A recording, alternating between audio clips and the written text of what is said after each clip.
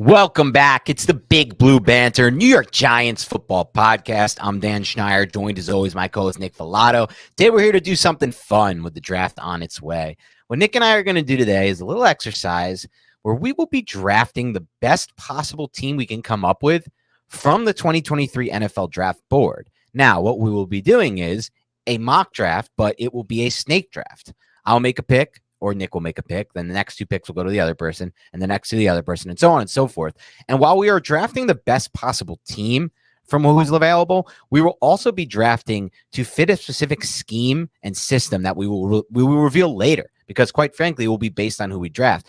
And we'll be drafting to compete against each other. So view it as like the Giants versus the Eagles, right? The Giants are drafting certain players because they know within their division, they have to beat the Eagles. They have to find a way to block this player, Jordan Davis, whoever it may be, right? So they need a certain kind of player. So we'll be drafting against each other as well. So I don't know if there's this was your idea, Nick, and it was a great one, by the way. So do you have anything else I missed there that you want to kind of go over before to give people a little idea of what we're about to do?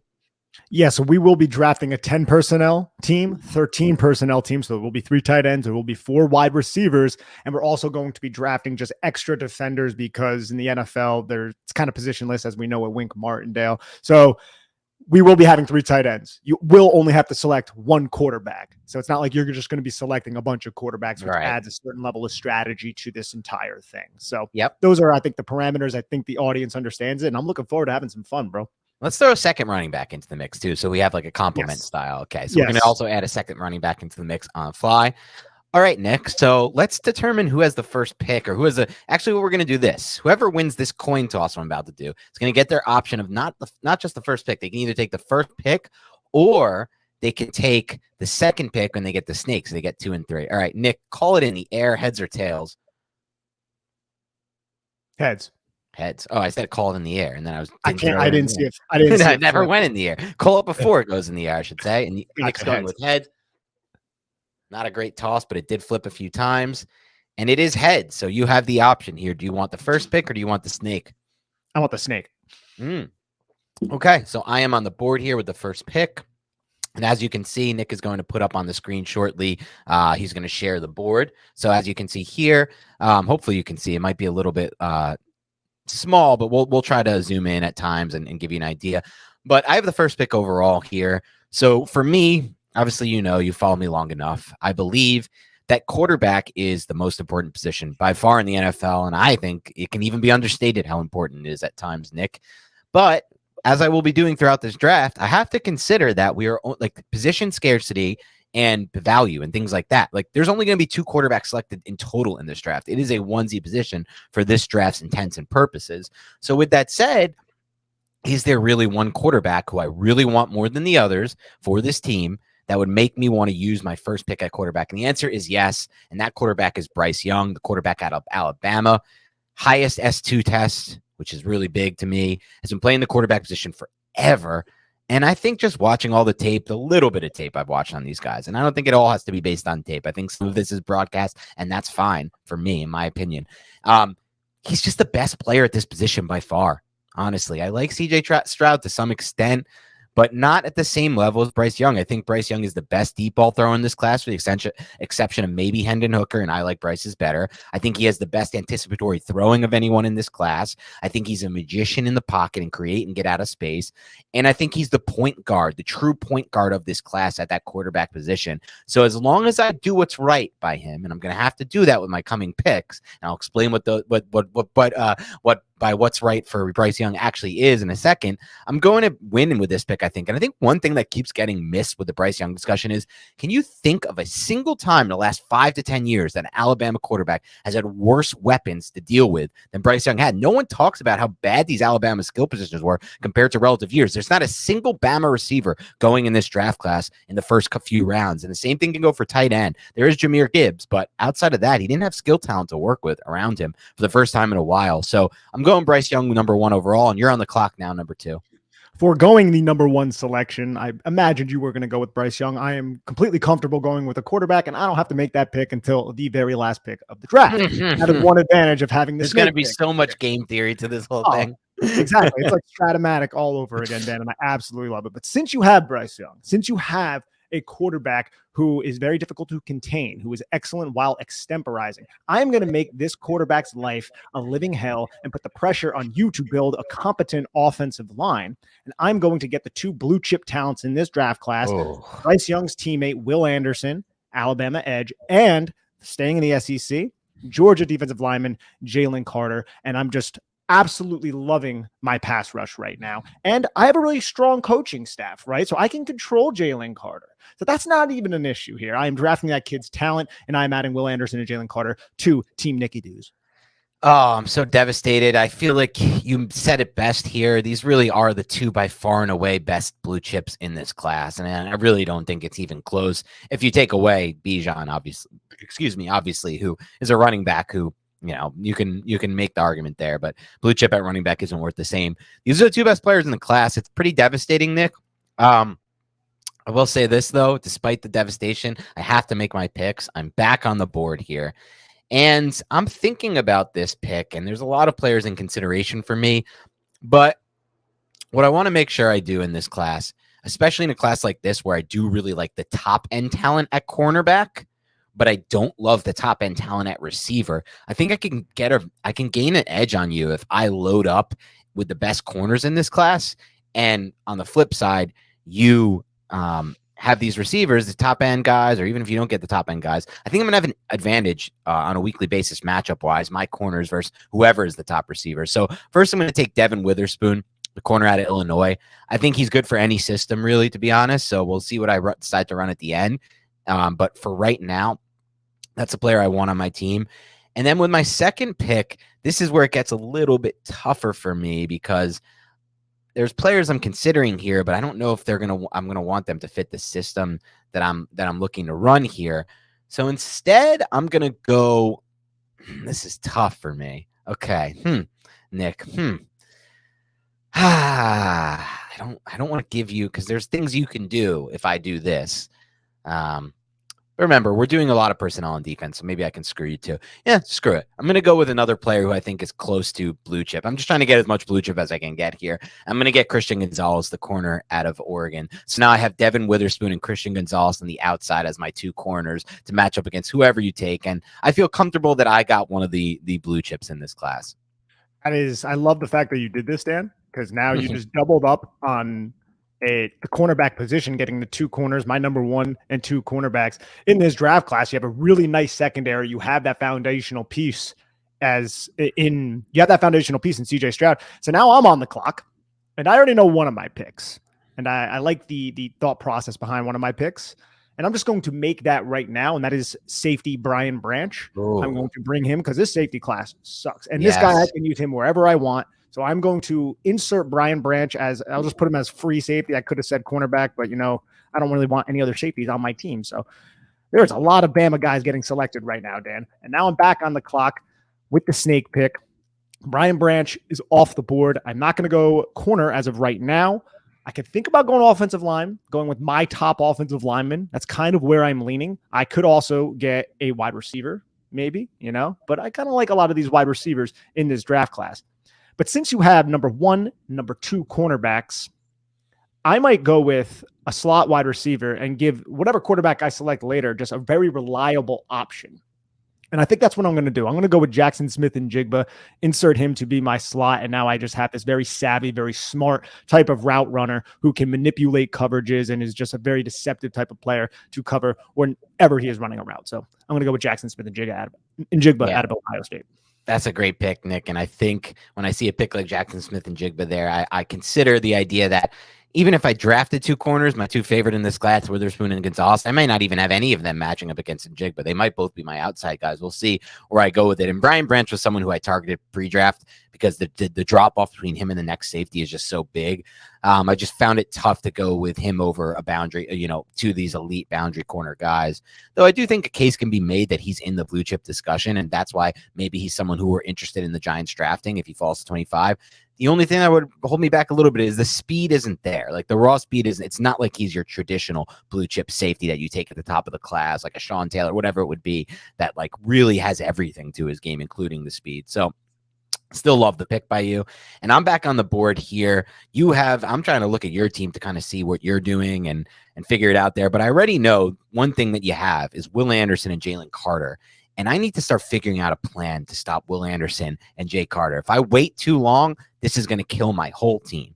So with that in mind, I'm going to go do two things here. First, I'm going to take Paris Johnson, the offensive tackle out of Ohio State, who I got to say, Nick, I haven't studied him in depth because we didn't want to do tackles this year. There's no point. But from the little I've seen and from the profile, this is a pretty lame OT1. I mean, he looks the part for sure. He definitely looks the part, and it's a lot of projection here with Paris Johnson. I think there's a good chance he can become the athlete that he looks like he is or the tackle that he looks like he is because of his character, which is a high, everything there is supposed to be good. But this ain't no Andrew Thomas type prospect, Tristan Wirfs, like some of these guys that we've looked at. Even I think I would take Evan Neal and all those guys over him as well, personally, if I was drafting. So it is what it is. I need to figure out a way to protect Bryce Young. So in addition to Paris Johnson, I'm also going to go with Peter Skoronski on my offensive line because he is, in my opinion, the best offensive lineman in the class. I think there's a chance it could be Rashawn Slater part 2, where everyone's like, no, the short arms. He can't play tackle. Oh, wait a second. You put him at tackle, and somehow he's a dominant rookie left tackle like Rashawn Slater was. Slater I had as a higher ranked prospect, so I don't think it'll be a one-to-one apples-to-apples comparison. But I now have some flexibility with Skoronski, depending on what I want to do the rest of my offensive line. For now, we can slot him in as left guard next to Paris Johnson, but that may change for me. And so I may move him around and put him somewhere else. But for now, if you can on that sheet, put Peter Skoronski at a left guard for me. And you're back on the clock with 2 picks. Oh, wow. So that's a very dominant left side. So I still got to worry about the right tackle position. So I might have to think about going with a tackle right now. That's part of this game theory that we were discussing a little bit earlier. And you can insert guys who might project to play guard, who did play tackle, a la Cody Mock, into your interior offensive line. We're going to allow it. But we're not going to get crazy. We're not going to put like Anthony Richardson at running back or anything like that. Speaking of running back, though, I am going to just solidify the top running back in this draft class and add Bijan Robinson to my team. That will be my first selection of the draft, Bijan Robinson. And I'm liking the way my offense is shaping up right here. But now I got to come up with another pick. I have not addressed the offensive line yet. Tight ends have not addressed that. I know you're probably like, I want a tight end really bad. Haven't gotten a linebacker. Haven't gotten a cornerback, which I'm okay with because 2 corners already went off the board. So I am going to go and I think I'm going to select Dalton Kincaid, tight end, and I'm going to add him to this team, and he's just going to be an absolutely dangerous 3-level threat for whoever my quarterback is, to pair with Jackson Smith-Njigba, who can be a short to intermediate type of pass catcher. Look, I love Michael Mayer. Maybe I will get him too because I can run multiple tight end personnel packages. But I want the player who can create explosive plays on this team, a player who is going to be just an absolute receiving threat, and that is Dalton Kincaid. So that's the direction I am going to go out of Utah. I like it. Move tight end. He's a player who I think is clearly in that range for one of the best tight ends in this class, if not the best tight end in this class. I think he'll go in round 1. So I think it was a great pick by you there. And I'm looking back at your team now. What do I have to defend? You got Jackson Smith-Njigba. You've got Dalton Kincaid. Now you have Bijan Robinson, which I think was a pretty savvy pick. I didn't make the pick for all those rounds because I am still thinking about this as like a long-term thing as well. And I wouldn't want to draft a running back that high for me long-term. But for matching up, I mean, Bijan Robinson's is incredible talent. I think you got the best running back and receiver in this class already. So with that in mind, I have to try to counter that. But having said all that, Nick, I am going to game theory this thing a little bit. And I'm just going to look at this and I'm going to be like, you know what? Got Peter Skoronski on my left guard position. I got Paris Johnson at my left tackle position.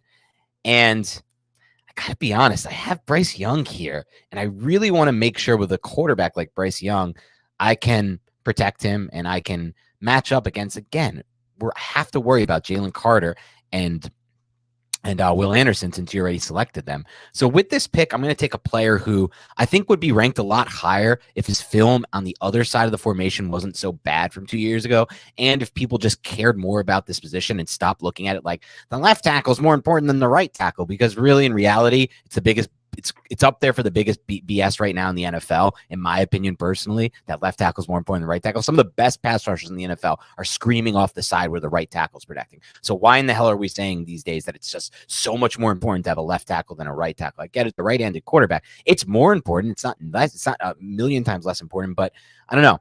I don't think it's as important as people make it or anywhere close. So I'm going to go with Darnell Wright out of Tennessee. I think he's by far and away the best right tackle in this draft class, and I love that he's now on my offensive line. And in addition to him, Nick, I'm really, really just firing away and doubling down here, but I'm going to go O'Cyrus Torrence as my right guard. Okay. So I am just building this offensive line out for Bryce Young as best as I can do it. All of these typos that I'm having here trying to type and then also think is I know. I appreciate you doing the tracking. I'm so far away from my computer. Yeah, no, it's going to happen, but I'm okay with you bolstering the offensive line because I think there is a lot of value beyond those top 5 offensive linemen that you might select here that I can input. So I am completely fine with that. I'm trying, if you haven't noticed yet, listeners, to just find the best players to plug in a lot of these onesie positions. Okay. So right now, I'm going to just get my Mike. I'm going to lock in my Mike backer and select Jack Campbell because I think he is a pure Mike linebacker, and there's just not a lot of them in this draft class. So I'm going to type that in, and then I'll type that in here in a second. And then now I'm going to start to think. I don't need to go guard. I don't need to go tackle. You already have all of them, right? You have not gone wide receiver yet, which I respect. You know, you're foregoing it. There's some good options a little bit later on in the draft. And I'm looking at the safety spot. I'm like, I already got Brian Branch. I could go off the beaten path and go with another guy, but I don't think I'm going to. So I'm going to look at the interior defensive line real quick. And I love how I'm just giving away what I'm going to do. But I do think there are players that I might select who I don't know if I value as high as this, but I think they could offer something so specific that not any other player in this draft class can. Okay. And I'm going to go with Kalijah Cansey at a Pitt. I was looking at him for the next pick. I like it. Yeah, I'm going with Kalijah Cansey at a Pitt. Look, O'Cyrus Torrence is a beast, right? That's an interesting interior, by the way, with Cansey and penetrating and Jalen Carter. It's penetrating. I get extra defenders, so if I want to add some bigger interior defensive lineman later to fit a 3-4 base, if I want to run that, I can. But if it's those money downs, O'Cyrus Torrence, you're big. You're like 340 pounds. Good luck trying to block little Kalijah Cansey in a phone booth when I put 8 guys up on the line of scrimmage against you. So I'm going to go in that direction and just kind of help build this defense, add a speed element to also really just harass Bryce Young. I like it. And we recently did a podcast. I don't know if it's going to drop before or after this, where we had David Syverson on of Our Lads, and you guys might know him from BBI. And he's a huge fan of O'Cyrus Torrence, has him as like a top 10 prospect overall in this class, and pointed to how well he did in his game film against Jalen Carter. So I did kind of make that pick in part because I thought I was getting a big drop off at guard from Torrence and Skoronski to the rest of this draft, and because I like that he matched up well against Jalen Carter, who you selected already for your draft, Nick. So I was considering all those things. And now I come back to the board here, and I'm going to play a lot of game theory in this draft because that's what I did with the offensive line. I know there are definitely some offensive linemen down the line that after these guys that are good, but I feel like especially at guard, I may have gotten a nice edge over you. So I want to continue to build out that game theory edge, and I'm going to take a cornerback here as my third corner off the board. And this is also partially knowing you, Nick, to be honest with you, buddy. But I know you like Deonte Banks considerably more than Joey Porter Jr., and I do too. Deonte Banks, I love them both, to be honest. I'm very high on both Porter and Banks. I find them as 2 of the 15 best prospects in this class, non-quarterbacks, to be completely honest. So for me, it's close, but I have Banks a little bit higher, and I have an idea of the system I want to run in mind, and that I like Banks a little bit better for it. So I'm going to take Deonte Banks here, and I'm going to move Devin Witherspoon to the slot as my nickel cornerback. Yeah, I think he could even be – I mean, he could play the outside, but Witherspoon in the slot could be really, really dangerous for sure. So now I have Banks and Gonzalez in my outside corners, Witherspoon in the slot to match up with the Jackson Smith and Jigba, and I'm back on the clock here trying to figure out my next move. Obviously, those who know me know I'm not going center here. I'll let Nick get JMS whenever he wants, and I'll take my pick of what's left there. And there's guys I like more anyway. But I want to look at like what's my next best move now that I have my 3 corners. I don't really like any of these safeties. I have an idea of what I want to do with my defensive front, but I haven't taken a single defensive front player yet. But I want to make sure you don't take this guy instead because he's important to what I want to do up front. And so it's going to be Tyree Wilson, the edge out of Texas Tech. I'm going to put him as my first drafted front seven player. Tyree Wilson. Okay, I absolutely love that. Going to input it. Texas Tech. And now, since I know you're looking to build up his trenches, and I know you're looking this, I'm going to just go and snipe Nolan Smith. Oh, Yes, I want that speed off the edge, and I'm going to put him as edge 2, but he could be my edge 3. It depends because I have extra defenders and I can fill in right there. sure. And I absolutely love that. So there's a bunch of Bama guys, a bunch of UGA guys. So I love what I'm building right now. But I look at your secondary and I'm like, bro, your secondary is beastly, bro. I really respect what you're doing over there, and I know you can still add some players for sub package roles and stuff like that. And I'm not as high on a Joey Porter, what he offers in terms of his length. It's so rare to find somebody with that combination of length and speed. And he's still a top 5 cornerback for me. And I don't have a first round grade on him, but I also don't have a first round grade on really anybody in this draft class other than like the Jalen Carters of the world and players like that. So I'm going to add Joey Porter Jr. to this defense and just add a bunch of length, especially since I do have a safety, nickelback, whatever, versatile type of glue piece, as Cy would say, in Brian Branch out of Bama to help assist that secondary. And then I start to feel a little bit better about what I'm building. I wanted to wait to see what kind of freaking people you were going to add to your wide receiver position, but I didn't want you to go and get Joey Porter too and just absolutely bolster your secondary with those extra defender slots that you have. Yes, and I could have maybe considered moving somebody to safety there. It was in mind. I wasn't guaranteed that you were going to get away with just letting him sit on the board. All right, so we got back to me now with a pair of picks here. And this is an interesting spot for me here. I like how I've built my team out to face yours already, but there are things in mind that I want to do here, and I want to make sure that I can get certain players. And even though, again, you've taken a few players at this position, I am just worried that you can take them as sub-package guys, things of that nature. So with that in mind, I am going to draft with my first pick. Let's see. With my first pick, I'm going to go with Lucas Van Ness, the edge out of Iowa. Now, there is another player on the board who I like almost as much as Lucas Van Ness, so this is why I gave some pause to it. But I do like the idea of having Tyree Wilson and Lucas Van Ness as my 2 edges for the type of style of defense that I'm going to build out here, which I will discuss a little bit more later. But for now, we're just going to have Lucas Van Ness slot in as my second edge guy. Now, this pick becomes a little bit more difficult for me. I look at this class and I'm trying to consider like what you could do here and what versus what I can do here. I think I'm going to do something interesting here. This seems a bit risky. I don't know if I want to do this just yet. Actually, no, I'm not going to do this just yet. This is just too risky. Let's not do that. Let's go away from what I was saying there. Instead, though, I do notice that you could still do some things in your trenches that will bother me. So I'm going to go with a player who I think can be a better player at the NFL level than maybe he was at the collegiate level, thanks to a lot of things that went down, from the death of his sister of cancer to him going to the hospital, like Cy was talking about, losing 40 pounds of weight, not being able to kind of,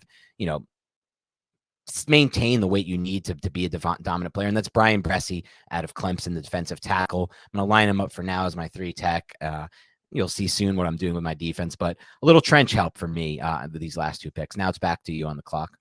Back to me. Look, I see your safeties and you're going to be stuck here because not a lot of these cornerbacks we're not going to be able to say, hey, they're just going to play safety for you, right? Unless like it's an actual discussion point. I have ideas. You have ideas. So I'm just going to remove Jartavis Martin. No. Yes, I have to, man. Like I have to move Jartavis. I'll just call him Quan because it's easier to spell. And that's what people call him. Illinois. I'm going to plug him in, and then I'm just going to get a good 12 personnel package and steal Michael Mayer from you.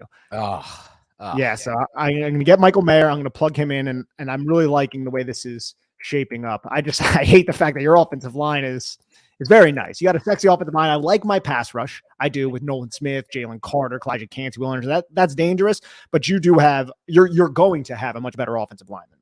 Yes.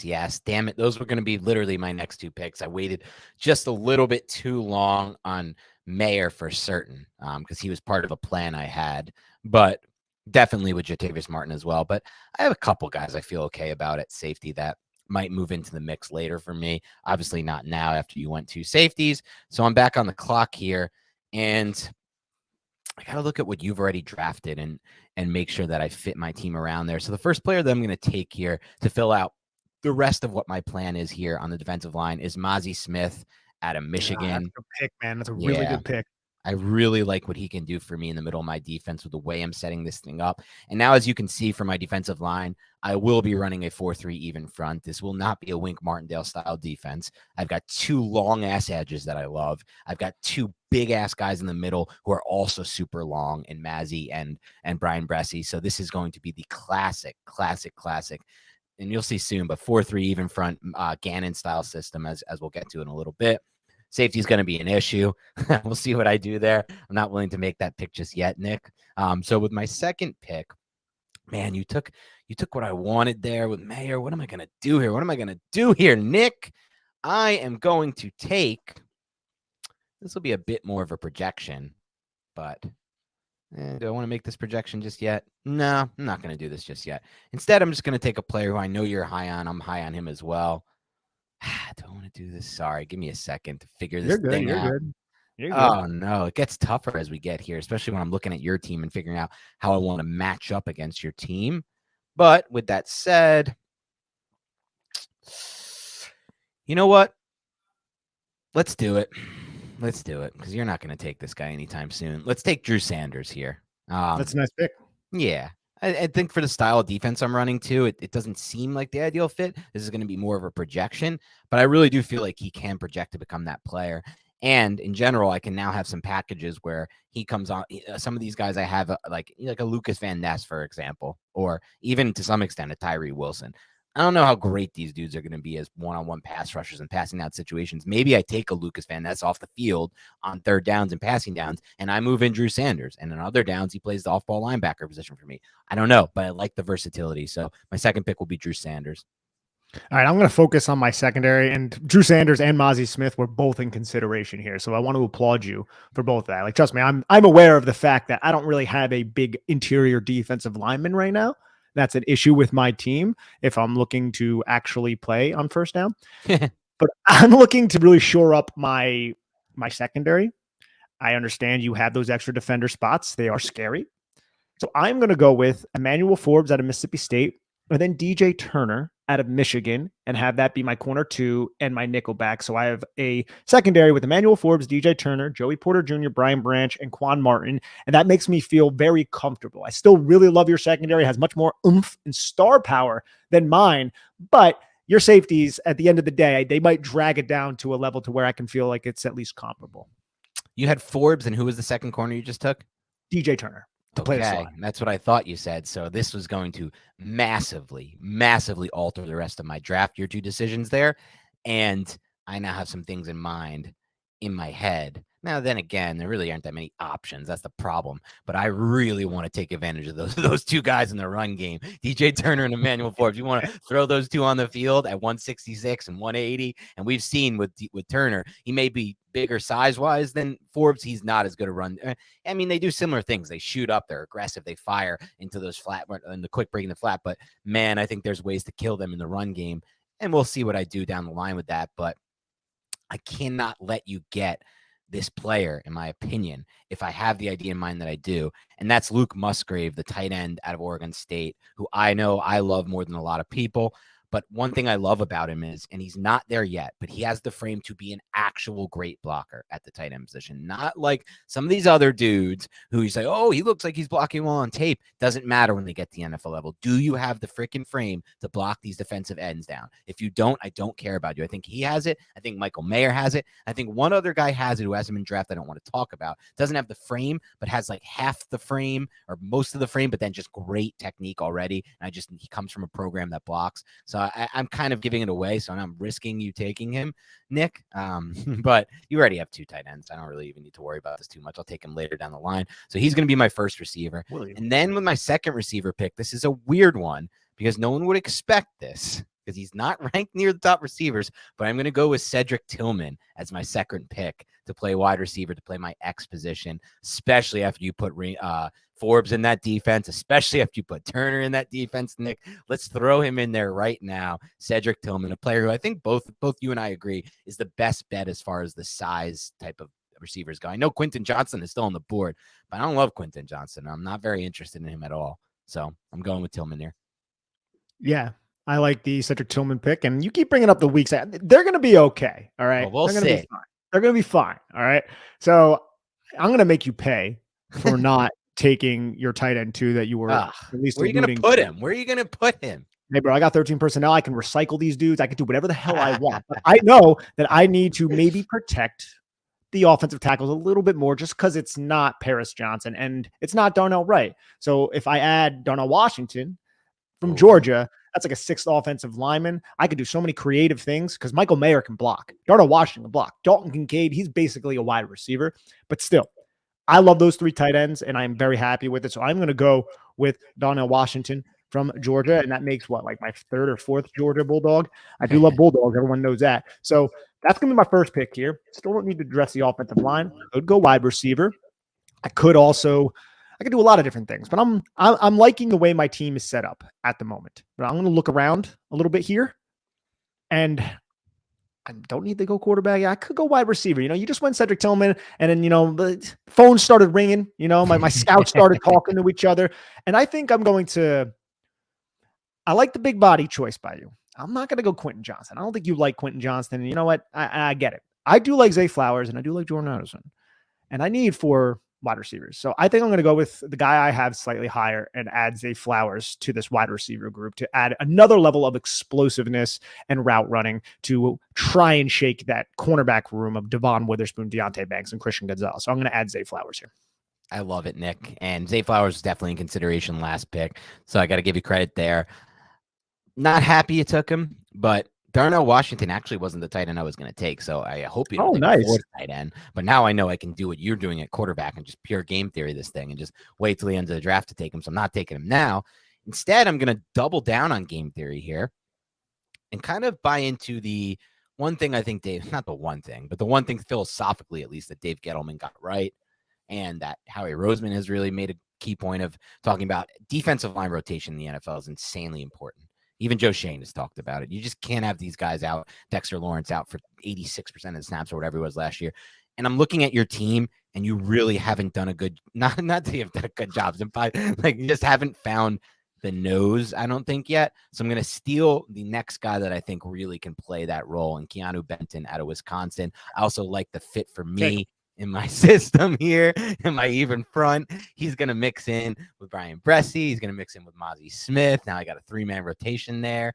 And I got 2 guys I think are penetrating nose tackle types, which I really like. In addition to Mozzie, who has a little bit of penetration skills as well.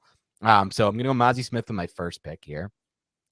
My second pick is going to be a little bit harder to figure out, more interesting to me. Let's see what I want to do with my second pick. You know what? I'm going to do it with my second pick. I'm going to take Quentin Johnston, the wide receiver out of TCU. Nice. I'm a little worried about the speed I have at the wide receiver position right now with Quentin Johnson and Cedric Tillman, but both those guys do win on the vertical plane, and they do it in different ways. And because of that, I'm less worried about my vertical game with the speed, maybe more so my horizontal game, the deep crossers, the over routes, those types of things. I'm not so sure these guys are going to run them that well for me. But having said that, I'll find something else later. What I really wanted to make sure, though, here with these 2 picks, Quentin Johnston at 6'4", 6'3", whatever he is, and Cedric Tillman, is just guys that if I need them to, they're going to get up on Emmanuel Forbes. They're going to get up on DJ Turner in your secondary. They're just going to pound them and bury them and drive them into the sideline, Nick. This was a key factor for me, in addition to Benton, because I'm a little bit worried about your interior offensive line. So I want to put a bunch of good bodies on the interior of my defensive line. Hey, I respect it, man. And trust me, there's a lot of discussions going on in my head with all my personalities about how to combat your offensive line and to combat these bigger pass rushers that you have. But I'll take care of the offensive line. I game theory this, and I'm completely fine with it.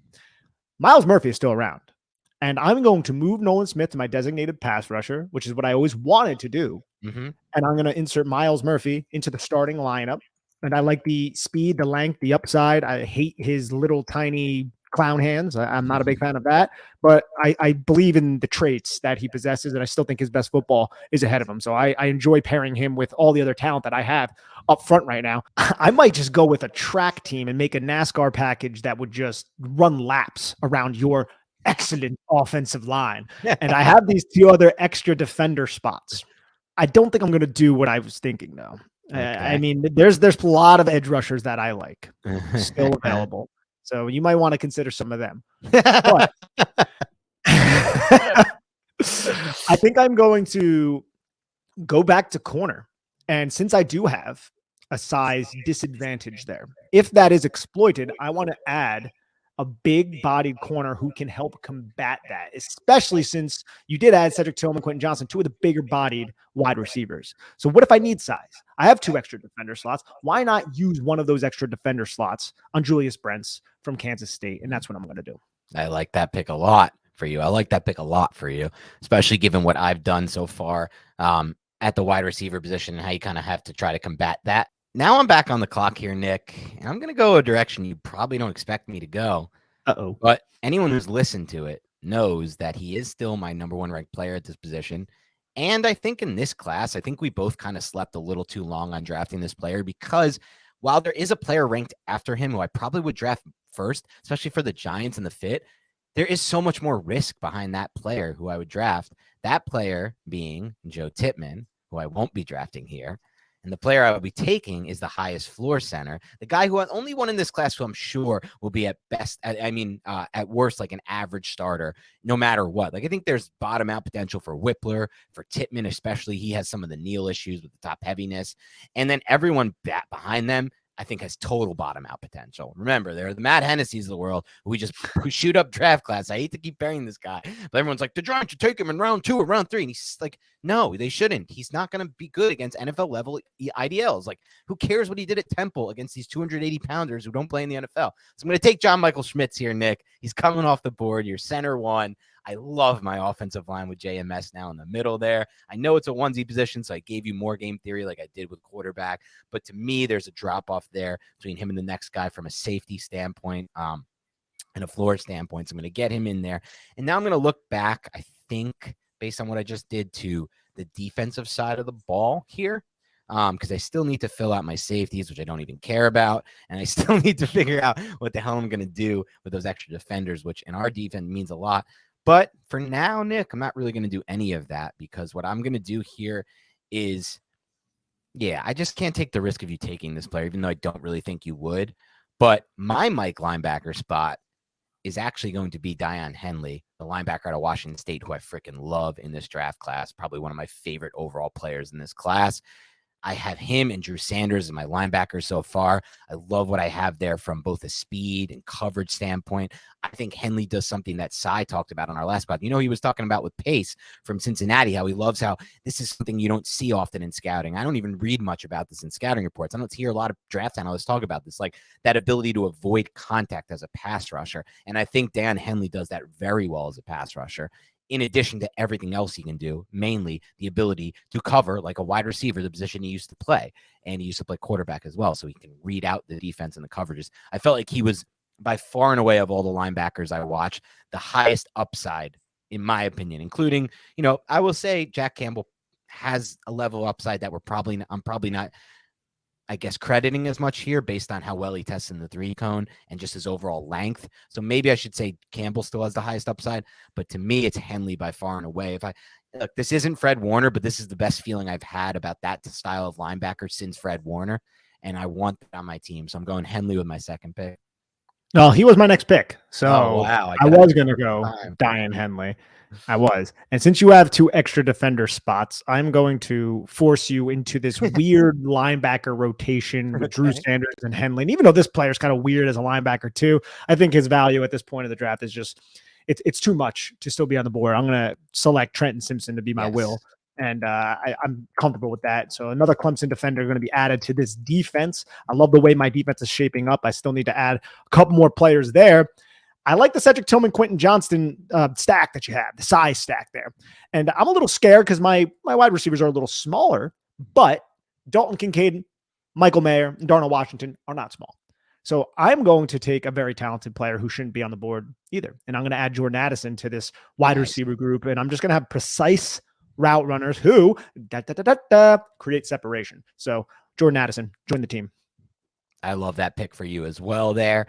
And there are a lot of options here that I'm considering with my next pick here. Jordan Addison was the guy I was going to take, so now I have to rule him out of my board. I'm probably looking here to my extra defender spots. I think Smart. like I like what I have in the secondary, just game theory wise. Obviously, that's why I'm looking there. There's a guy who stands out on my board right now, but I have so many players at his position already. I'm just trying to figure out if it makes any sense to draft this player. We have 3 extra defender slots. I know I want one of them to be a secondary guy. You know what? F it. I'm gonna do it. Um, and I don't know how to pronounce his first name. I don't care, but it's Adebawori out of Northwestern, the ball of clay. And I know he played a little edge for Northwestern on the at the end of that line. That's not where he's going to play mostly for me. He's just going to be another guy can rotate in on the interior to take advantage of what Nick has at guard and center. And I got to be quite frank with Nick. I don't love what he has at guard and center. After I took some of the guys off, I mean, maybe he's going to throw Steve Avila in there. I don't care. I think these guys can beat Steve Avila, so I don't really care. So I think Torrance is the best one there. And I got Skaronski. So I got 2 Northwestern players on one team, which is definitely worrisome to me for sure. I'm not thrilled about it, but there is so much upside with him. And Cy talked about him a little bit on the podcast we had with David Syverston from Our Lads, which will drop either before or after this. Nobody knows. But right now, he's going to be my extra guy. I love what I've done on the interior. I know one thing for sure is that I need to add – well, I don't want to give that away just yet, so I'm not going to do that actually. So I take that back. This is an interesting spot here for me. What do I want to do? You took some players I like there, but you know what, Nick? I mean, there's a good chance that I just don't have enough pass rush juice right now, to be honest. Like Tyree Wilson, I like him to some extent. I love his powerful, violent hands, but he's like a one. All he has really is that bull rush and the usage of getting his hands inside quick. And then on the other side, Breesy might have some pass rush potential for me. I'm not sure. All the other guys on my interior, my Lucas Van Ness, I don't love from a pass rushing upside. I need to find some kind of pass rushing. Like I was going to take a player like Keon White here just to double down on my whole style of system, but I'm not going to do that. I need to take someone with pass rush upside. And this guy is purely going to be, Nick, for me, just a straight up pass rusher. That's it. He's only coming in on passing downs. I don't have him ever on the field, Nick, except for passing downs. And that's BJ Ojolari at LSU. We're the number 18, which I think is meaningful in that defense. Has a wide array of pass rushing moves, ways to win. He's Joe Shane approved in the fact that he's like 21 years old or 20 years old. Still a ball clay, but his play strength is worrisome for sure. He's going to be, in my opinion, a very troubling run defender early on for me, if maybe the whole time. So he's really only coming on the field passing downs, but I needed some juice off my edge. So with the exception of Sanders, who I do expect to be a nice pass rusher for me on third downs. Now I have 2 guys who are undersized but can rush the passer. We're really starting to get into the game theory territory because Yeah. we can see each other's teams and we know what each team needs. Right. So I'm looking at you haven't even selected a running back yet. You still have 2 wide receiver spots open. So those are going to be the directions that I take these next 2 picks. And I'm going to go with Jamar Gibbs out of Alabama. And now I have Jahmyr Gibbs, I think is how you pronounce it. And now I might be spelling these wrong. Please don't give me shit about it. But now I have a 1-2 punch of Bijan Robinson and then that Alvin Kamara type of third down option to come out of the backfield for, again, whoever the hell my quarterback is going to be. And now I get my pickings of wide receiver. Like I said, I have the size at tight end, so I appreciate that. But do I really want to have add a Josh Downs to Jackson Smith and Jigba, Zay Flowers, and Jordan Addison? I don't really want to do that, but I do want a receiver who might bring a little bit more size. And just looking down the list, there's not one that really jumps out at me and is like, hey, man, like you got to go in this direction right now. Like I don't want Rashee Rice here. It's a little bit early. Jalen Hyatt. Look, I already got a bunch of slot guys. I'm not the New York Giants right here. Love Tank Dell, big Tank Dell fan, but that's a very small player. So the one that opposite of Cedric Tillman, I think would be Jonathan Mingo to add size, a 6'2", 220-pound wide receiver. So I'm going to add him just to be a different type of body type, even though I like some of those other receivers a little bit more than him. Damn it. I was going to take Mingo. I don't even really like, I'm with you. I'm not as high on him as other people are, but just imagine Quentin Johnston, Cedric Tillman, and then I move one of those to and Mingo, and one of them's in the slot. And at all times, you're going to have Forbes and Turner on the field. So I'm just going to pound the shit out of you in the run game. Got Brents though, baby. Got Brents You have too. Brents, you can sub in as well, but then you're taking one of your top picks over. It's not going to happen though, because you got Mingo, and I don't really think I want to take any of these other size guys. It's okay. I wanted speed anyway at my wide receiver position. I know I need it, so I'm not going to do that now though. Obviously, there's no point. Instead, I'm going to take a player who you might be able to take. So I'm looking at my board. I need 2 running backs, but you've already taken 2. I need a tight end, but or at least at 1 tight end, but you've already taken what, 3 tight ends? Is that what you've had? Yes. You have I'm maxed out on tight ends. Definitely not going tight end. We didn't allow ourselves any swing tackles or guards or anything. Otherwise, I would have pounded you there and crushed you on that front. So there's only one thing you could take right now that I would take too, and that's my third rotational defender. Let's see what direction I want to go with here. I have 3 corners. I'm gonna have to get my 2 safeties. The safety position is so disgusting. Like, what am I even gonna take here? It's hard to even know. You know what, though? I like this player, I think, a little bit more than you do, so I'll take him. I'll take Sidney Brown, the other safety out of Illinois.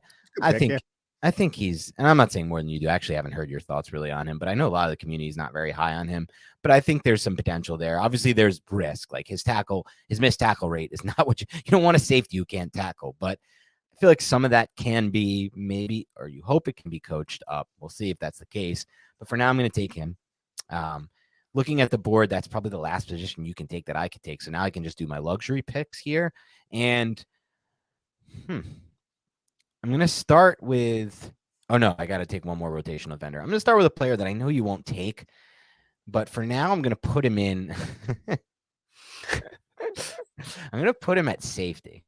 And I think this is a weird one. I'm going to put Ringo out of Georgia at safety.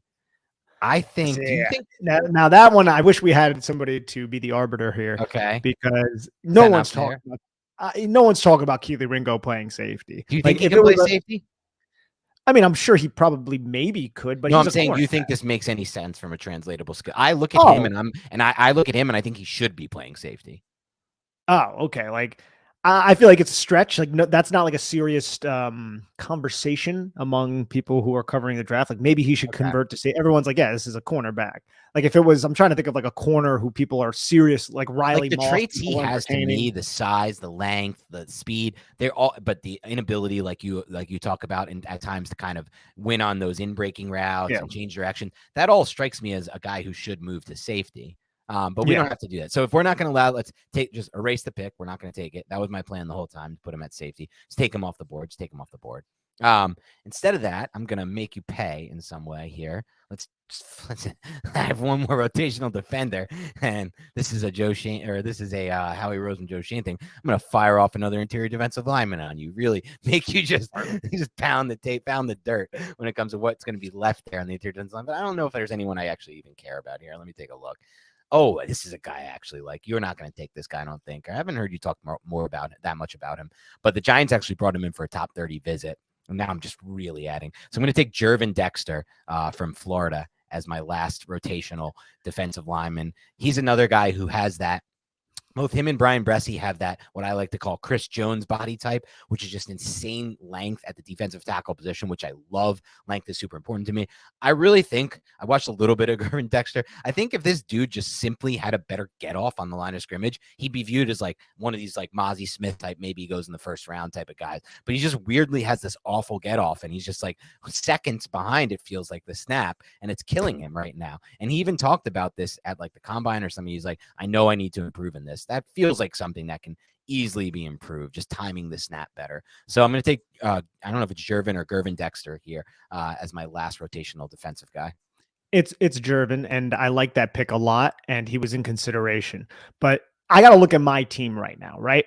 I have Will Anderson, Miles Murphy starting edges. That's fine. Okay. Jalen Carter, excellent. But Kalijah Cansey, I have plugged into a starting spot. I need that IDL 3 to take early down snaps away from Kalijah Cansey. And I also, followed the Ernie Accorsi model, follow the Howie Roseman model. You need pass rushers. That Nolan Smith as a designated pass rusher might prevent me from going with Will McDonald, but I do know I need a big beefy space eater. I wanted to get Mozzie Smith earlier. You just sniped him, and I thought that was an excellent pick. But I'm going to go with big Baylor interior defensive lineman Siaki Ika here to just be that early down run stuffer, somebody who can just eat gaps and be my Danny Shelton, essentially. Only a good one, not Danny Shelton with the New York Giants. So let's go with Siaki, and I'm going to spell this terribly, Ika Baylor. And now I have one more defender spot, and that's the spot that makes the most sense. So do I want to employ quarters a lot? I have a decent amount of defensive backs. I have Brian Branch and Quan Martin, who are my safeties. Both of them can drop and play the slot effectively. So I don't really know if I need to go cornerback. Linebackers, we only have two on the field. I could go linebacker here, but I don't love the linebackers after you stole Diane Henley, who I was going to select. And also Branch and Quan Martin are some of the most sure tackling safeties in this draft class. They can align in the box, and I don't think it would be too much of an indictment on my run support. So I'm still looking to add to this interior defensive line and this edge group. And I'm going to go with, this guy's a little bit of a projection, but at this point, if the draft, I think I can kick him inside. I think I can align him on edge. I think he's athletic enough to handle a lot of different responsibilities, and has Keon White out of Georgia Tech, and he's going to be my extra defender. I was thinking about White a couple rounds ago when I went, or I was thinking about him with the Dexter pick too, because I kind of maybe put him on edge as well. But I like that pick a lot for you from a size standpoint. So it's back to me. I have a couple picks. At this point, we've both game theorized this draft to the point where there's not much left to get over on the other person. So I'm just going to go for some luxury picks here. And I'm going to finally add some speed at my wide receiver 3 position. I have some size on the outside. I'm going to add some speed here finally. I'm going to put this guy in the slot. And that's tough here. You know what? I'm not going to go with just the – do I want to go with the speed guy? No. I'm going to go with a player I like better than the speed guy. I'm going to go with Tank Dell. Yeah, I'm taking him over Josh Downs. I'm taking him over Jalen Hyatt. I just really like this guy's tape. You talk about it, Nick. We've talked about it a bunch. Just feel like – if you actually watch these guys, he's winning so much more often than you would think for a guy on the outside with his size. And that may not translate to the NFL level, but I know I can get him matched up against DJ Turner in this, the way that you've drafted your team. I can get him matched up against DJ Turner, and I think he can win those matchups sometimes. So I'm going to go with Tank Dell as my first pick. And then again, look, what's left on my board is safety, which I don't give a crap about at this point, given the class. Running back and tight end, those are the only positions left on my board, and you have completed all of them, Nick. So I can do anything I want here. So I'll just take my boy here, and I'll take Zach Charbonnet to be my lead running back. I don't want to upset my quarterback, so I'll just fill that position right now because like the game theory. Yeah, he's getting pissed at how long you've waited. Oh, yeah. I'm going to go with CJ Stroud out of Ohio State here. Thought about maybe going with Anthony Richardson, but no, I'll just take the precise passer at all 3 levels of the field with the wide receivers that I have. I feel like that fits a lot more, but I just like the idea of Anthony Richardson with Bijan Robinson in the same backfield. Wouldn't that be a little zone read? Oh, yeah. Exactly. And I'm going to get my left tackle, who I feel like, look, he might not be the most technically sound from what I've seen, but there's a ton of upside here, and he's one of the better run blockers in this draft class, and that is the one from Georgia, Mr. Broderick. I always get his name wrong, but Broderick Jones. I almost always say Broderick Johnson, but Broderick Jones out of Georgia, and he'll be my left tackle. Okay. Nice 2 picks there. Broderick Jones is interesting. I feel like, not enough is made about the fact that he's made a lot of starts on a national winning team, like a national championship winning team. Like, he is raw, but there's a lot of upside there too with Broderick Jones. I don't even know if he's like raw. It's just like he's not the dancing, he's as not nimble as Paris Johnson, but he's still he can move. Like I feel like he'll be a solid player from everything I've seen. Again, haven't studied his tape extensively because the Giants don't really need a tackle. Neither have I either. So just based on reading a bunch there and mostly. Okay, let's go back to my board. And I want to find a nice compliment for Zach Charbonnet. And you took Jahmyr Gibbs. That was one of my biggest regrets of this class, letting Gibbs fall. I was going to take him the whole time, and I just kept letting him fall like an idiot, and then he came off the board. But the good news is there's one other player who I think can offer something similar to Gibbs, maybe not quite the same. And he's not even ranked as high as a lot of these guys that are left on the board. It's not Devin Achane, who would offer that speed, because I don't think he's as complete of a player. It's our boy here. It's Tyjae Spears out of Tulane. So I'm going to throw Spears in there with Charbonnet, and I really like my 1-2. It's obviously not Bijan Robinson, Jahmyr Gibbs level, though, and I noticed there's a big difference there. UCLA, and you said Tyjae Spears. So I do really like this, though. And that was the one thing. I was like, do I want to go Bijan Robinson and Gibbs? I'm glad that I did because it's a lot better than Charbonnet and Spears. But Charbonnet and Yes. Spears is a great consolation prize. Like it's not a terrible selection right there. So here I'm going to get my right tackle, and I could go in a couple different directions here. I could go with, and this is the first person I'm thinking of, DeJuan Jones out of Ohio State. And the reason I'm thinking that is because you are running this even front type of defense. Tyree Wilson and Lucas Van Ness, they don't really threaten with speed. They're much more power guys, and they could try to work through the half man with their hands. Good luck running around DeJuan Jones with that type of length, and good luck running through him with that type of girth and just overall size. So that's where my mind goes initially. I also like the idea of Anton Harrison. I haven't watched much film on him. I've heard good things about him, but I can't trust it because it's not my eyes. Now there are also tackles here who possibly could kick inside, a la a Tyler Steen and a Matthew Bergeron. But I don't want to try those guys out at tackle, but I also have guard spots that I could possibly invest in. Steve Avila is still around, and he'll likely be a pick of mine as well. But as of right now, I think I'm going to go, I'm going to go with Steve Avila, and I'm just going to plug that one in, and then maybe I'll mull over this tackle conversation in my brain a little bit more. So I'm going to go with Steve Avila, put him at left guard, and I got a pretty dominant run blocking left side of the line of scrimmage. Yeah, I like that. I liked your, honestly, I mean, I don't want to sell you on the pick because it's your pick, but I did like the idea of DeJuan Jones because of what I did on my defensive line. I feel like it's the best way to counter what I did with the length on my two ends. I have more traditional 4-3 ends. Obviously, that was my plan going in. Tried to execute as best as I could. So I am back on the board here with 2 picks. I think I have what, Nick? I have 3 total picks left. Is that right? I believe so. Yeah, you have a wide receiver 4 and 2 tight end spots. And no, you have a free safety too, right? Okay. I didn't know we were doing 4 receivers. Okay, interesting. So we're doing 4 receivers. Back on the board here. And so I'm going to take a guy who adds what I was talking about before. And it's not a guy that Nick and I are all that high on compared to consensus, but I do see the path for this player for sure. The path for this player is it doesn't matter that he didn't face a lot of press coverage. It doesn't matter that he came from a weird system. It doesn't matter that he was in the slot for almost 90% of his snaps. All that matters is he's incredibly fluid when he's out there, and he's incredibly good on the vertical plane, and he's got good ball tracking skills. And in addition to all of that, he does catch away from his frame better than some of these types of players that give him that type of profile at receiver. And I'm just going to make that whole projection and hope that it works. And that's Jalen Hyatt, the wide receiver out of Tennessee. I now have both Tennessee receivers. He will definitely play nothing but the slot for me on this team with Quentin Johnston and Cedric Tillman on the outside. He'll mix in with Tank Dell. I don't know who will win that job early. I'm giving the edge to Dell, but I think there's definitely snaps where Hyatt will be on the field over Dell. I think there's snaps where both will be on the field. Honestly, when I run stacks like we've seen with the Giants and bunch formations where I can get these guys free releases if I want to get speed on the field. So Hyatt's my first pick here.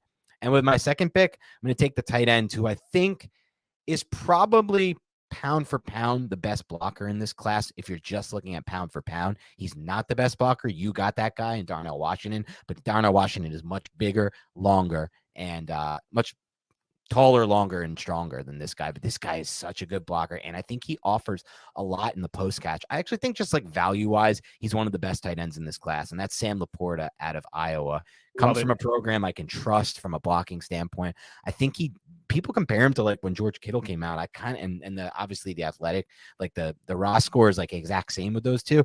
I kind of see it. I kind of get where they're coming from. Obviously, the people talk about that play. I think it was either versus Illinois or Purdue, where he like caught a pass and broke like 17 tackles, it looked like on the play. And he just got a glimpse of like what his post catch ability is, in addition to everything else he offers. So Sam Laporta will be in the mix as my tight end too.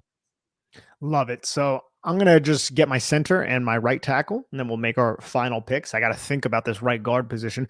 My right tackle will be DeJuan Jones. I'm going to go another Ohio State Buckeye. That's a lot. And then my center will be Joe Tippmann. So I'm going to go with Joe Tippmann here out of Wisconsin. I can get him on the move. I think he actually has solid power at the point of attack. I appreciated his anchor for a guy who was 6'6". People can get underneath his pads, but I did like his game, and I think there's a lot more upside there. And if he sucks at center, I believe he has the type of capability, and Dan, you might be able to speak to this a little bit better than me, to kick over to guard. And Steve Avila is another player who I could move to center because he has snaps there. So it just gives me a little bit of positional versatility with those two players on my roster.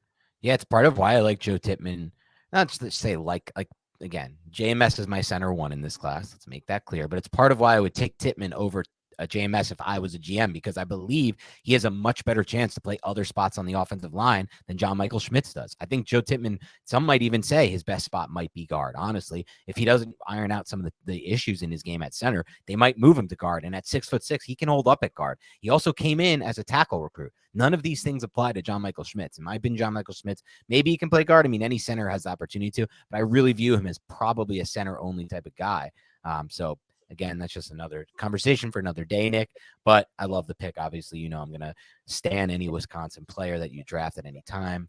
I got one of them in this class, Keanu Benton. I love what I did on the interior defensive line. This is just a classic Gettleman type interior defensive line, which it's nice though, man. Which was a key for me if I'm going to run the Gannon style system. I needed to make sure I got a good, strong interior defensive line. So anyway, with my last two picks, I got one more room for a tight end. Talk about a player who I'm going to take a player here who we haven't discussed at all in this process, Nick. And I started to watch him finally later, and I kind of love this dude. I love this tight end class. Between Mayer, Kincaid, Darnell Washington, Laporta, Musgrave, and this player I'm about to announce, I think there's 6 tight ends in this class who are literally better than any tight end in the stupid Cole Kmet draft, any tight end in last draft. Right? Like, and now that's already 2 of the last like 3 or 4 drafts. And I have 6 guys who I'd rather have in this class than 2 of the last 4 drafts. I mean, definitely over the dude from last year who I did not like. I didn't like him, McBride. And we'll see what happens with that career. But this guy I'm about to take, I take 10 times over McBride. And it's Kraft, the tight end from South Dakota State. He's a player who I finally started to watch, Nick. I don't know if you've gotten a chance to see him. And I just think he has the combination of length, size, movement skills for that length and size. He's different than Musgrave, in my opinion, who Musgrave wins on the vertical plane, which is why I find him so unique and so interesting. This dude, like Laporta and like some of these other guys, Kincaid, win more on the horizontal plane, which is traditional for a tight end. But I really like Kraft out of South Dakota State to finish out my tight end room. I don't know if Kraft can block. I haven't seen it, but if not, I'm going to just tell. Well, he's not going to be on the field that much. Don't worry about it. Musgrave can block, and Laporta can the block. Kraft's going to be on the field like in the H-back role. He's going to move around a little for me. I mean, they can block, but it's not Michael Mayer. Not yet. Yeah. Hey, you also have a free safety too. I have one more pick, right? I got to finish out free safety. Wait, can Sidney Brown play free safety for me, or you think I'm gonna have to? Yeah, no, he can play free safety. Okay, yeah, I'm gonna put him over there. There's just one guy I like as strong safety potentially. I really love him. I haven't watched him that much, but I've liked the little I've seen, and I like his profile. It's Jamie Robinson out of Florida State. He's got a great name too. He is not going to be able to play the deep half for me. He has to play more of that box strong safety role, but I'm going to put him in it just because I think he's just looking at the rest of what's left at safety. I just don't know what else I could even consider here. Yeah, and then at right guard, I'm just going to put Matthew Bergeron in there. I like Matthew Bergeron. Tackle at Syracuse. Some people think he's going to be a guard because he's a dominant run blocker, but footwork and there's some technical issues in terms of pass protection. At least that's from what I collected from a little bit of Syracuse film that I've seen, and then also down at the Senior Bowl. But I like that pick, putting them inside with DeJuan Jones. You're talking about DeJuan Jones and Matthew Bergeron on one side and Steve Avila and Broderick Jones on the other. For me, punting on the offensive line, I am actually comfortable with that. There might be some technical flaws. CJ Stroud might have to, get a little bit creative in the back a little bit, running around. But in terms of run blocking with Bijan and then Jahmyr Gibbs as well, I'm a fan of that. And another reason why I wanted to add Jonathan Mingo is because I can use his big ass frame and body to block and maybe replace Dave Flowers and Jordan Addison, who are out there lighter than me. So yeah, and I think Matthew Bergeron, by the way, is a sleeper to go to the Giants in this draft class. That's the call I'm making right now, especially after what we just discussed with Cy, which really has my the gears in my brain grinding. The idea that if you look at that Buffalo offensive line, it's so many players who have converted positions. They played one position in college. The scouting staff and the GM viewed them as being able to play a different position at the NFL level. They converted them. It worked out. Matthew Bergeron going from tackle to guard, I think, is one of the best transitions you can find in this class. I love his background coming from Canada, just didn't know football very well at all, new to the sport, just goes to a Syracuse football camp, and he looks so good out there that the coaches are like, let's give this guy an offer. And then ever since then, he started, I think, his first year at Syracuse, the first year he got on campus there, played a lot of games first year. if I remember correctly, and then hasn't looked back, has graded out really well PFF wise. Really, the only issue is, will he be able to stay at tackle? I don't care about that if I'm the Giants. We don't need a tackle. Take him, convert him to guard. And I really like that pick. That's a sleeper for me at 57, Nick. That's somebody who I have my eye on strongly, in addition to Chandler Zavala and a few other players who I like, but I definitely like him. So that was probably the last pick of the draft, but it was probably one of my favorites of yours. So let's wrap this thing up by showing the teams. Maybe you can zoom in by any chance, or zoom in on one of the teams, or the top half and then the second half, so people can see. Yeah, I think that gives people a good idea. So we're gonna let you guys look at the teams. If you wanna go over them again, because the last fun part of this would be, Nick, to just let people in the comments decide who would win this game if these teams actually matched up. Yeah. So, Dan, for the ones listening on the podcast, you go through your offense. I'll go through my offense, talk a little bit about what you were thinking, what kind of schemes you could employ, and then we'll do the same for the defense. So, you start Team Schneigai with your offense, who had the first pick and went with quarterback Bryce Young.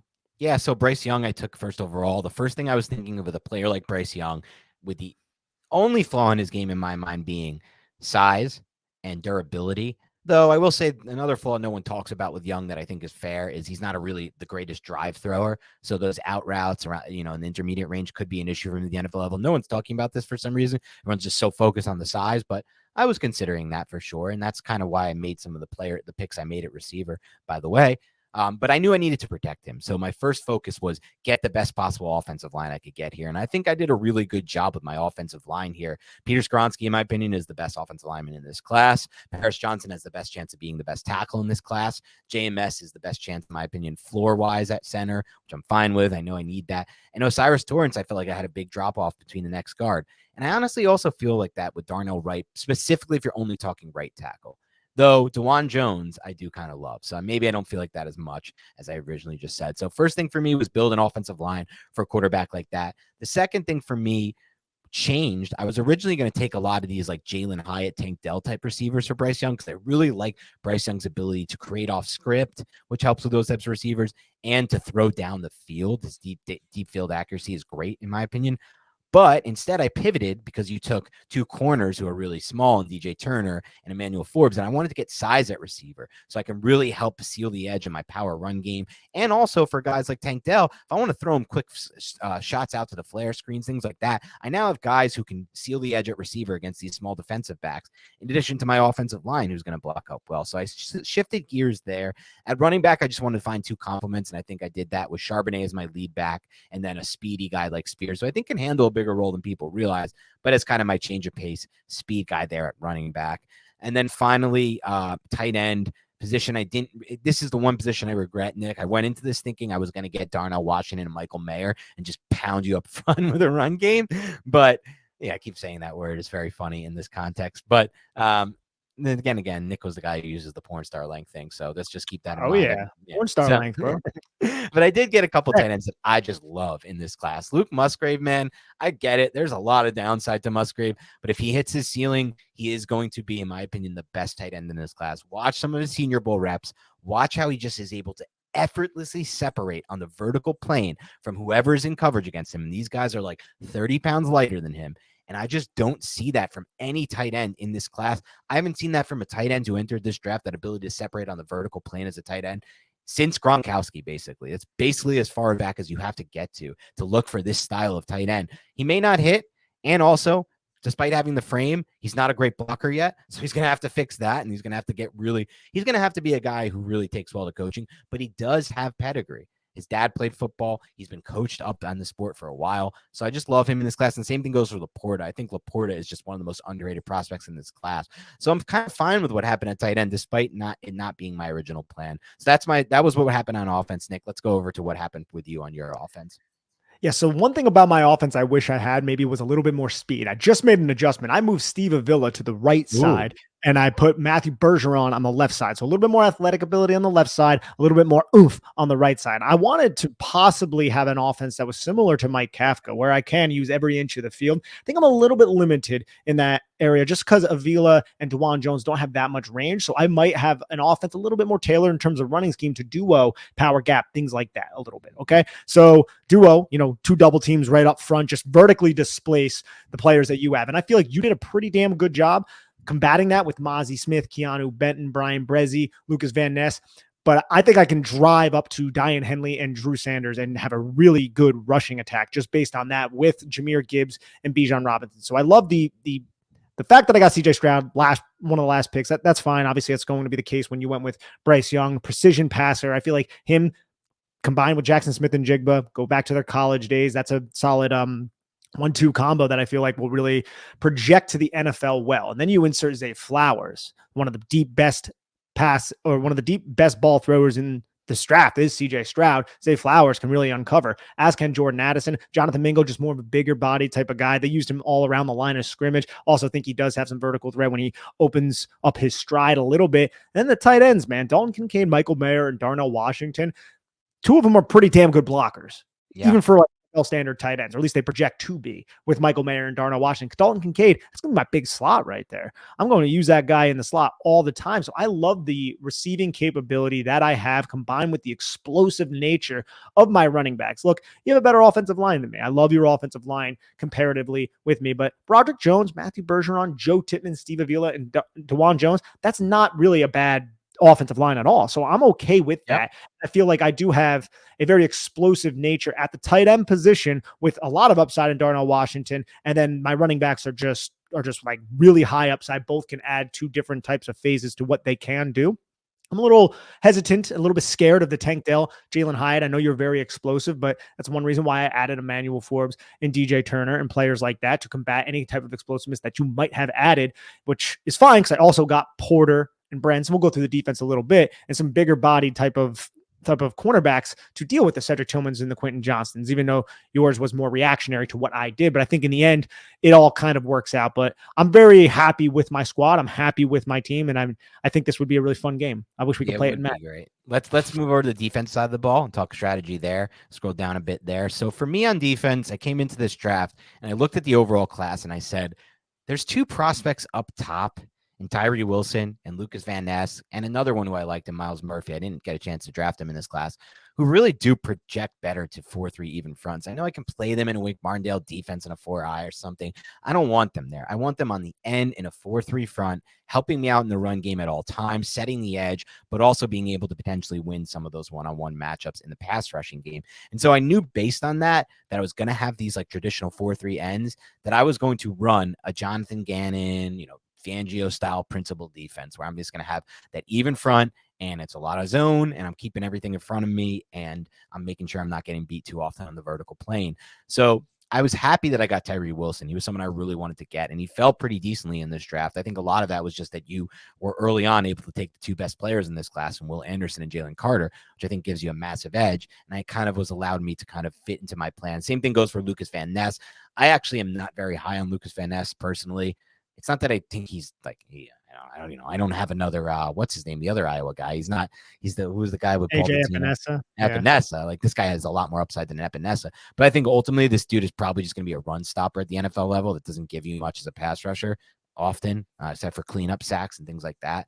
But it's fine because that's what I wanted. And so part of that strategy was making sure I really did the best I could do on the interior offensive line, because it's so important to have defensive tackles, interior, whatever you want to call them, in these Jonathan Gannon type defensive systems. And what also kind of solidified that for me in my process of this draft was the fact that I took what I considered to be the two best interior offensive linemen in this class, Osiris Torrance and Peter Skronsky, who I also felt had a nice drop off. So I wanted to then double down on that and get a real big edge on the flip side of the interior defensive line. So Mozzie Smith to me, who's going to play my nose and just has some actual ability to penetrate as a nose. Brian Bressie, 3-tech, but I'm also going to have two guys I can consider moving out of Barre, out of Northwestern, might ultimately start over Bressie, to be honest. I really like him. And then Gervin Dexter, who, again, more of like a 3-tech type, but has that Chris Jones type length. So I have a ton of length and size on my interior defensive line. Now, obviously that came at a cost at the linebacker position, but I love Diane Henley, and I kind of had an idea that I was going to get him in this class, so I knew I could whip. But then again, I did take him one pick before you're going to take him, Nick, to play next to Campbell, which would have been sweet. So linebacker is obviously going to be weak for me. Safety, just an absolute disaster for me. I knew there was an edge to taking Brian Branch in this class, so I think Nick was very savvy when he took Brian Branch early based on just game theory and the rest of his class just sucking at safety. And then he also got Quan Martin, the only other safety I really had any true interest in. I do like Sidney Brown a little bit, but it came at that was the downside. That the upside was my corners, man, I'm going to have Christian Gonzalez, who is a cookie cutter perfect fit for a Gannon style system. Deontay Banks, who I think can play any system. And then what's his name? Devin Witherspoon in the slot, who I think is probably going to be able to match up with Jackson Smith and Jigba. And I don't think anyone else, Nick, that I could have drafted in this class had any real shot to match up in the slot against Jackson Smith and Jigba. So I think that's probably what made me so happy about filling those outside corners with my premium picks, despite originally taking Devin Witherspoon, because after what you did with JSN, I really am how happy that I can move Witherspoon into the slot. I love everything that you just said in terms of your secondary. Your secondary outside of the safeties is freaking beautiful. Like, it's one of the best parts of this draft. You got my 3 top cornerbacks in this draft class, and I really respect that. I think the liability at linebacker is there, but there's a lot of growth potential there. So if you have a really good linebackers coach, I don't know if you do, I don't know who you hired, but if you have a really good linebackers coach, you could be okay there. And I do like your defensive front. I like how I combated it with guys like DeJuan Jones, but still, I think they're going to be strong guys who can set the edge. And DeJuan Jones is going to really have to put all of his might into moving some of those players up front. But my ability to rush the passer is what I love the most. With Will Anderson, Jalen Carter, Kalijah Cansey, Miles Murphy, Nolan Smith. I think that is a very, very dangerous thing for your offense to overcome. So you need to be successful on first and second down. I can't get you in 3rd and 6, 3rd and 7, 3rd and 8. That's where I think your offense is going to have troubles. But depending on the defensive front that I deploy, and I would like to be a positionless type of defense. So let's say if this is Wink Martindale's defense, I would have Will Anderson and Miles Murphy. I know Miles Murphy doesn't project to be the ideal 3-4 outside linebacker. I don't care. He's athletic enough, and I can put him out there with Jalen Carter, Siaki Ika, and then Keon White, that extra defender on base, to get you to those 3rd and long situations where I can just put Kalijah Cansey out there, sub him for Keon White possibly. I could put Keon White also, if Miles Murphy doesn't work out, into that edge spot. So I think I have enough interchangeable pieces to make Wink Martindale's defense work here, with Jack Campbell kind of being that middle linebacker, Trenton Simpson being a sub-package linebacker who might be athletic enough to cover some of those tight ends that you have, the Luke Musgraves and players like that. So I like Trenton Simpson kind of as that chess piece, as a second-level defender who can possibly operate as a smaller type of defender that we know Wink Martindale loves to employ those types of packages. And then in terms of the cornerbacks, look, if DJ Turner's being a bitch out there, if Emmanuel Forbes' 166-pound weight does not hold up, I got Julius Brents in my back pocket, and I can put him out there. And also, I can crowd the line of scrimmage with 7 guys. I have 2 guys who can play. Brian Branch can play, I feel like, the post, but that's not his ideal location. You could put him as a nickel if DJ Turner does struggle. And I can have Quan Martin roaming the secondary. Julius Brents, he could possibly play safety. He had a couple of snaps where he dropped to like the post. That's I feel like people just being like, is he fast enough to play cornerback? Should he play safety because he has the size and the length and things like that? Right. And he's aggressive in run support.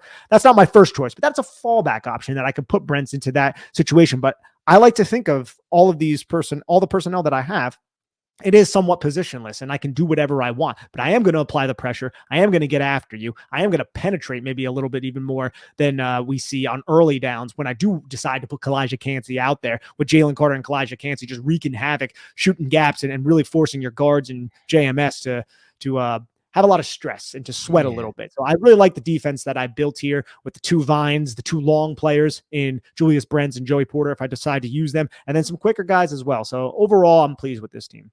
And that is probably my one regret, because I think what I would plan to do to a team like yours that's playing positionless football, it's playing a Wink Martindale style defense, is just a ton of pin pull on your ass and just get it out on that perimeter against these dudes. But I don't have the tight ends I love. Like, that's why I wanted Darnell Washington. That's why I wanted Michael Mayer, though I do think Laporta could be actually a nice fit for that style for me.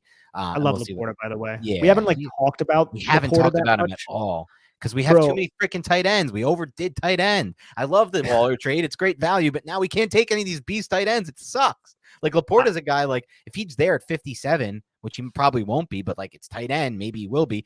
F all these other guys we're talking about. He's like the BPA by far. Yeah, I like him a lot, dude. And he was just on one of the grossest offenses you'll ever see. Yeah, that's the other thing. Like, he's on this shit offense that doesn't show anything. So it's like there's so much room for growth. But yeah, this was a really fun exercise, Nick. I really enjoyed doing this. In the comment section, and I'm going to bring this up right now on the screen above, you see me working up there, is I would like you guys to just comment on which team you think would win this game, or which team you would like better, or anything like that, just for the fun of it.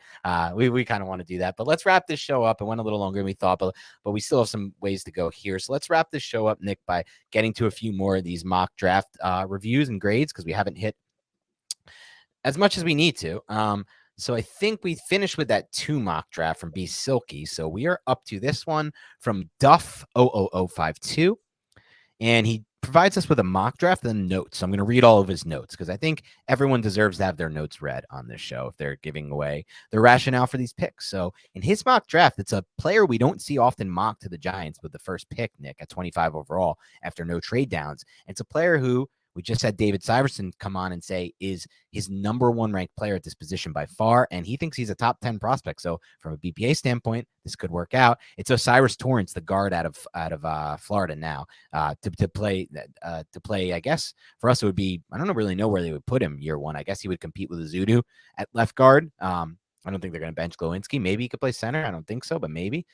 So that's the first pick. In round 2, Josh Downs, the wide receiver out of UNC. In round 3, Darius Rush, corner, maybe safety, probably corner, out of South Carolina. Tajay Spears, who we love.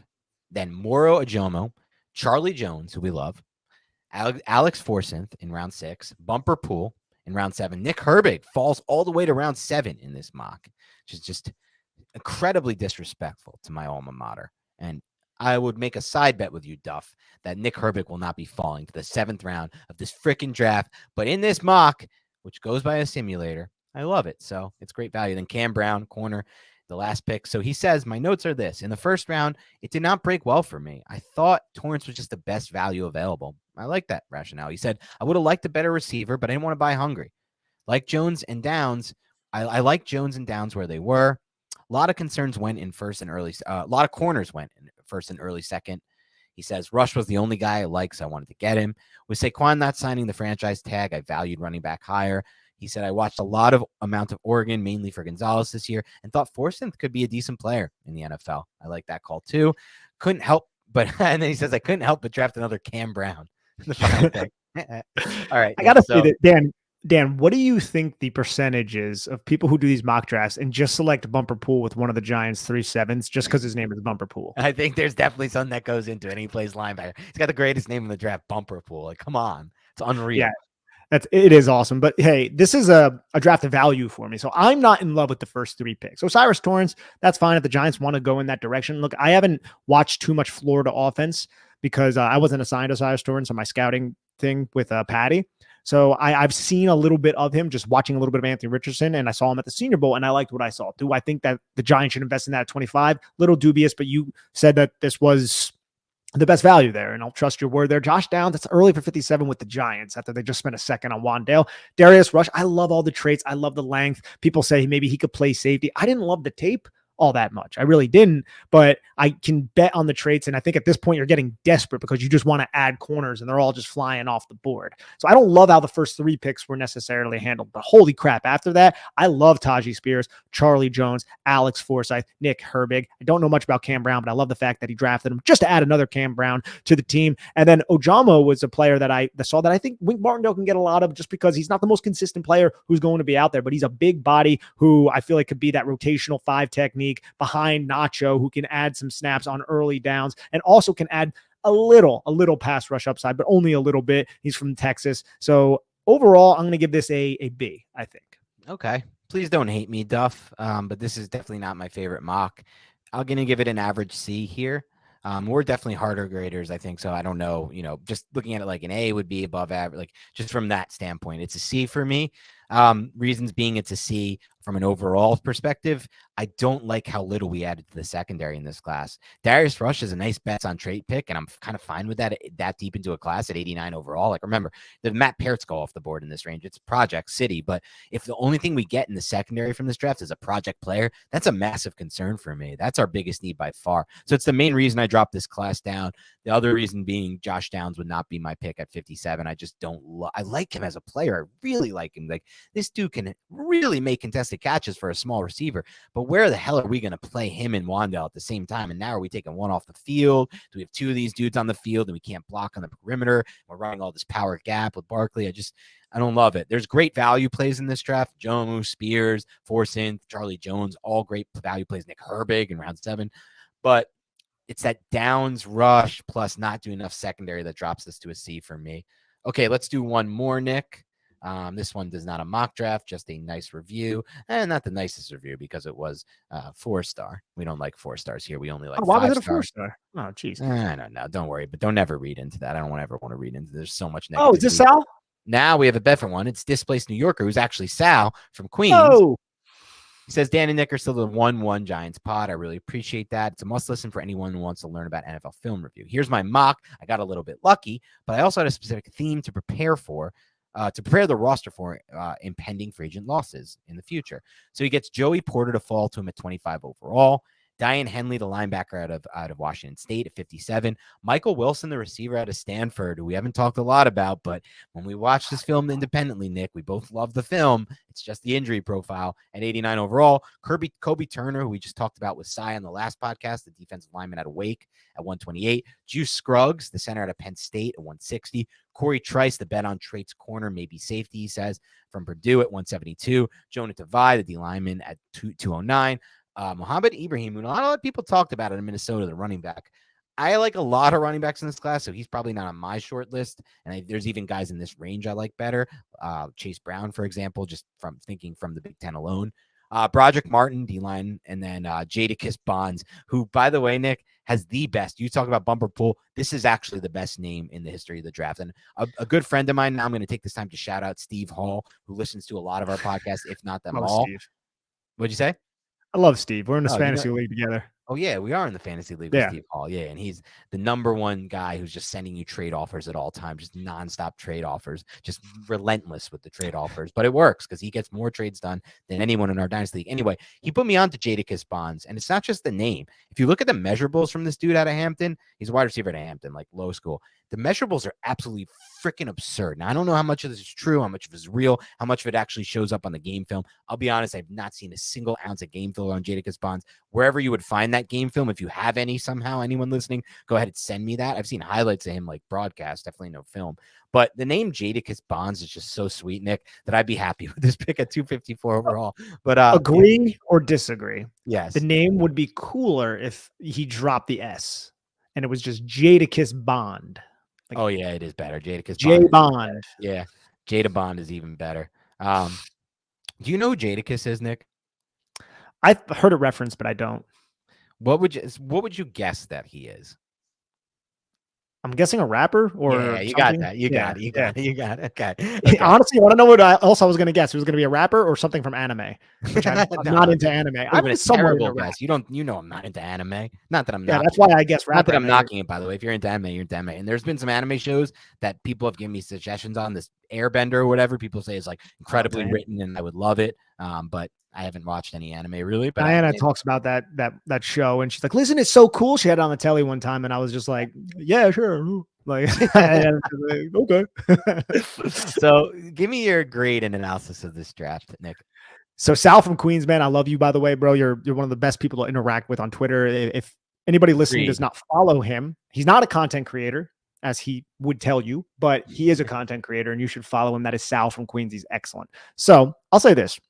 If injuries weren't a thing, I would freaking love this draft. I think there's a little bit of a risk. Sometimes you got to risk it for the biscuit, right? Because Michael Wilson, he hasn't finished the last 3 seasons. He missed, I think he's played in like 16 games in the last 3 years, but I freaking love his tape, man. He's not the fastest guy, but he doesn't need to be. He's just such a determined and precise route runner, and he's such a violent route runner. That's what I love about him. Corey Trice, he recovered from a torn ACL in 2021. Mo Ibrahim is another player who had an Achilles tear, I think, during the Ohio State game in 2021, but he bounced back, and both him and Trice, Big Ten players, showed that they bounced back from their injuries this year. So that gives me a little bit of a better feeling about it.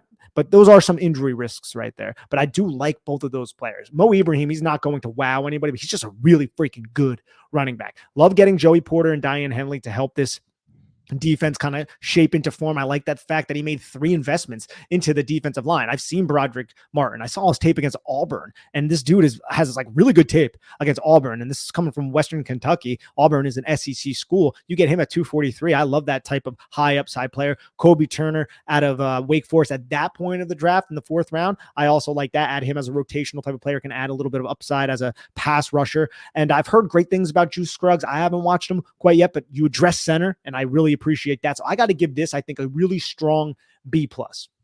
Okay. I'm going with A here. Now I'll tell you why I'm going with A. The first two picks made here in Joey Porter and Diane Henley are about as perfect of a start to a draft for me that's actually reasonable as is possible. Now, some would argue that Joey Porter at 25 may not be that reasonable. He even said he got a little bit lucky here, but I think it's somewhat reasonable that a Porter or Banks could potentially fall to 25.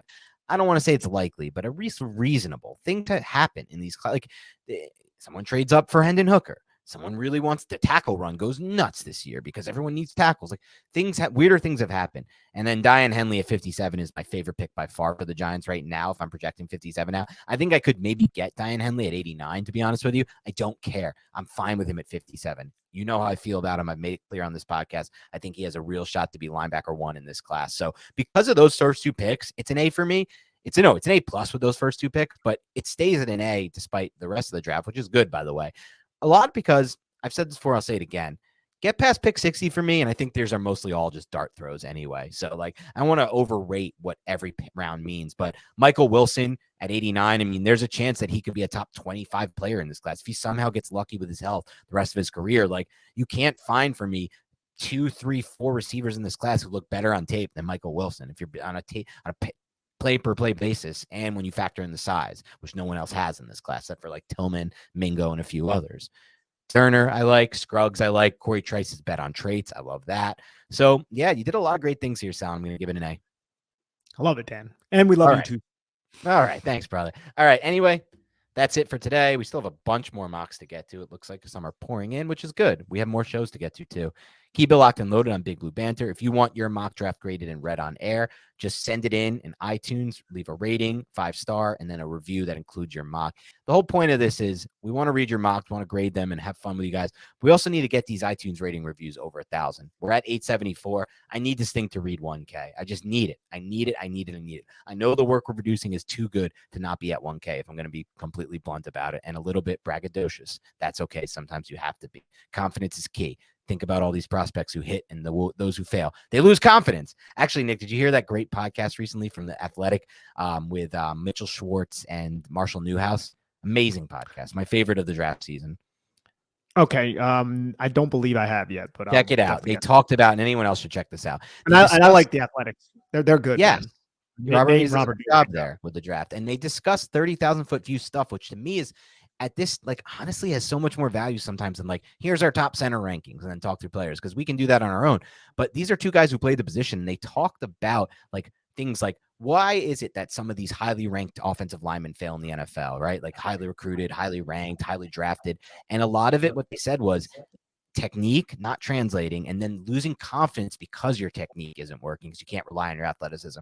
And the confidence factor goes through all positions, not just corner and receiver. A lot of people like to think of it there. Even offensive lineman, man, you got to have that confidence. So we have confidence in our podcast. It's all one way to circle back to this. Help us grow by leaving us a rating, a review, subscribing on YouTube, all those good things. Otherwise, have a great rest of your week, and we'll talk to you soon.